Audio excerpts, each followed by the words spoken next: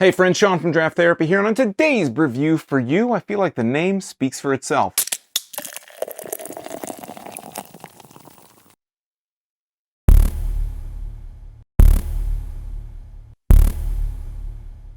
Dun Dun Dun is a 7.5% double IPA from Hop Butcher for the World in Darien, Illinois. I've been hearing great things about Hop Butcher for the World, but up until now, I haven't been able to get their beer because they weren't distributing to Michigan. So imagine my surprise when suddenly, just poof, out of nowhere, they showed up on my local bottle shop's shelves. Hype's the beer killer, so instead of hyping it up to myself, talking about it more, let's just take a look at the label and then we'll get it into a glass. But first, I'd like to thank my executive producers, Ryan Berry, Eric Latowski, Brian Kramer, Zach, and Cam Freeman for helping to bring this review to you today. If you'd like to become a producer, help out the channel, or maybe just buy me a beer, take a look at my Patreon at patreon.com/draft_therapy, where you can get early access to these videos, exclusive members-only live streams, and a few other special perks available only to patrons. So, taking a look at this can, I like that it's understated. It's very minimal, and I love minimal design. It says on the front, Dun Dun Dun, Amarillo, Citra, and Galaxy Hopped Double India Pale Ale. Alcohol, 7.5% alcohol by volume, 1 pint, 16 fluid ounces. And the font is really cool. It's like a sketched font. It almost reminds me of something like almost like a Tim Burton font, or hand-drawn letters.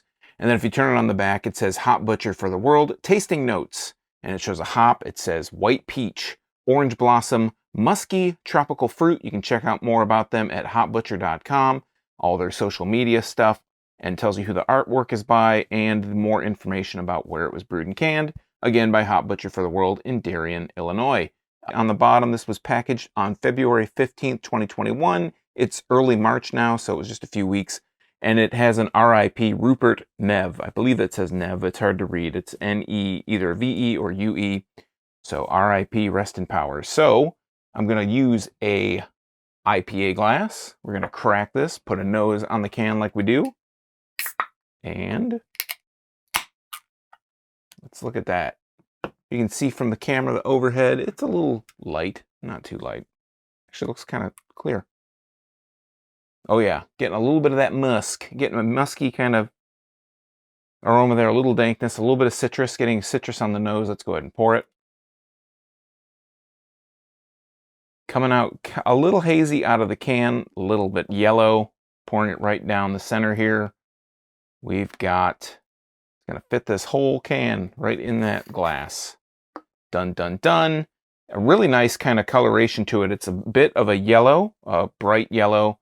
I'm getting about 2 fingers worth of head there, a white compact head, small bubbles across the entire surface of it. Looks very foamy. Holding it up to the light here. Again, I said I've moved my lights around.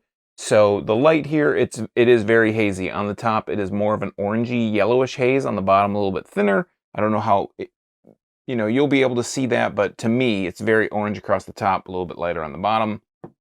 Let's put a better nose on the glass. Yeah, again, getting that tropical aroma, getting a little bit of a citrus aroma, a little bit of a dankness, maybe a little bit of a mango even on the nose. So let's try it out. Cheers.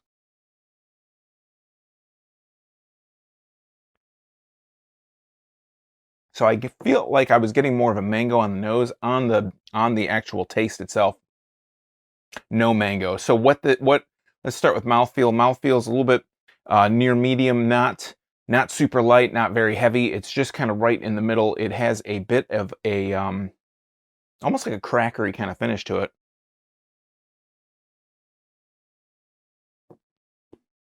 From the look of it, I was expecting it to be a lot sweeter. So what it is it's actually more of a, it's got more of that hoppy bitterness. It's got more of a citrus bitterness, very citrusy and bitter. Orange zest, orange peel bitterness, a little bit of a lemon in there. I feel like there might be a tiny bit of a piney resinous bitterness mixed in there as well. That's what I'm getting a lot on the upfront.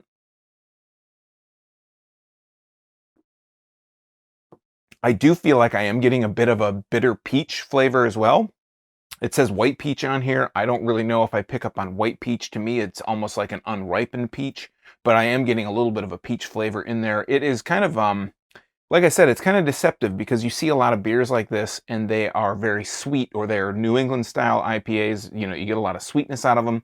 This beer, looking at it, you would think, oh man, it's going to be super juicy. And it does have a bit of a juicy quality to it, a little bit of an orange juicy quality, but that bitterness that kicks in is so kind of pronounced that it's very deceiving. You know, you look at it again, you're like, oh, it's going to be super sweet. You taste it, not sweet. This is more of like a very hazy West Coast style IPA almost.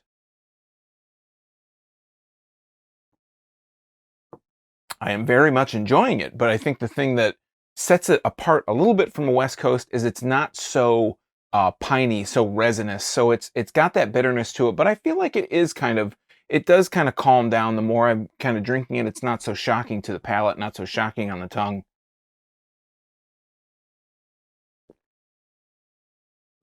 Where it was first, just all I was tasting was bitter. Now on subsequent drinks, drinking a little bit more, getting a few more tastes of it. I am picking up on the bitterness, of course, but I am starting to get a sweetness that comes through on the beginning. It's very subtle, it's very complex, it's very deep, it's very buried underneath. But I think the thing that's shocking about it is because it has that bitterness to it, you just taste that immediately. And if you're not, especially like I said, if you're not expecting it, you get the bitterness before you get any of the sweetness. And now as I'm kind of working into it again, my palate's kind of adjusted to it. My taste buds have kind of, you know, they're not so shocked anymore. It does have a subtle sweetness to it.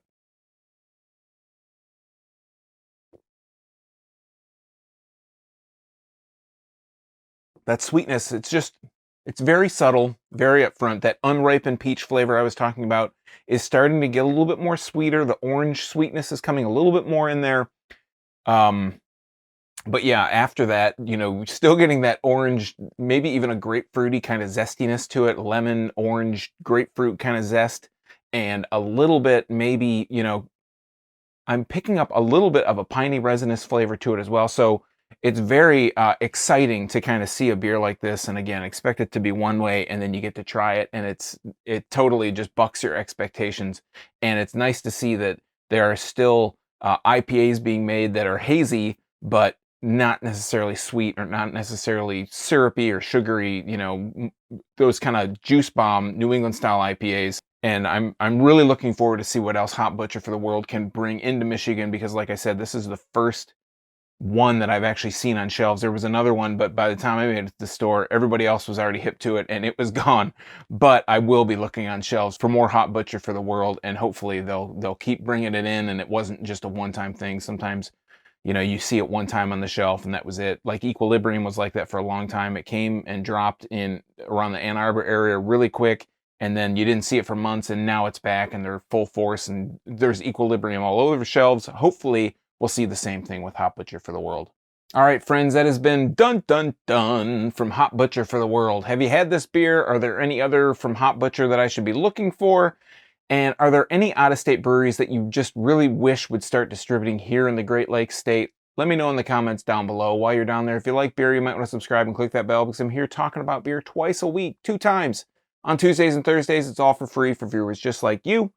And you might miss your newest favorite if you're not subscribed and getting those notifications. So until next time, I'm Sean from Draft Therapy. Thanks for stopping by. Remember, drink craft beer, support your local breweries. This one is in Darien, Illinois.